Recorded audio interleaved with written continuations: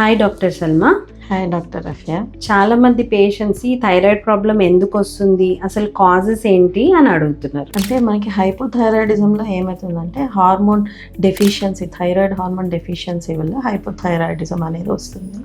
అది దేని వల్ల వస్తుంది అంటే ఇన్ కేస్ మనకి సాల్ట్ లోడ్, ఐడిన్ డెఫిషియన్సీ కానీ, లేకపోతే కొంతమందికి ముందు కంజనైటల్ హైపోథైరాయిడిజం అంటే థైరాయిడ్ గ్లాండ్ అనేది ప్రొడ్యూస్ కాకపోవడం వల్ల, ఇంకా ప్రెగ్నెన్సీలో ఎందుకు థైరాయిడ్ డెఫిషియన్సీ వచ్చే ఛాన్సెస్ ఉందంటే మనకి రిక్వైర్మెంట్ ఎక్కువ ఉంటుంది, సో దానివల్ల కూడా వచ్చే ఛాన్సెస్ ఉండొచ్చు ప్రెగ్నెన్సీలో. ఇంకోటి ఏంటంటే ఆటో ఇమ్యూన్ థైరాయిడైటిస్ అంటారు. అంటే మన ఇమ్యూన్ సిస్టమే మన గ్లాండ్ మీద యాక్ట్ చేస్తుంది, దానివల్ల ఏమవుతుందంటే హైపోథైరాయిడిజం వచ్చే ఛాన్సెస్ ఉంటుంది మనకి. ఓకే, అయితే సిమ్టమ్స్ ఎట్లా ఉంటాయి హైపోథైరాయిడిజంవి? హైపోథైరాయిడిజంలో మనకి సిమ్టమ్స్ ఎలా ఉంటాయంటే హెయిర్ ఫాల్ ఉండడము, డ్రై స్కిన్ ఉండడము, కాన్స్టిపేషన్ ఉండడము, మూడ్ చేంజెస్, బాగా టైర్డ్ అయిపోయినట్టు, బాగా నిద్ర వస్తున్నట్టు, కోల్డ్ ఇంటాలరెన్స్ ఉండడం, కొంచెం మెటబాలిజం స్లోగా ఉండడం వల్ల మనకి సిమ్టమ్స్ అనేవి వస్తాయి.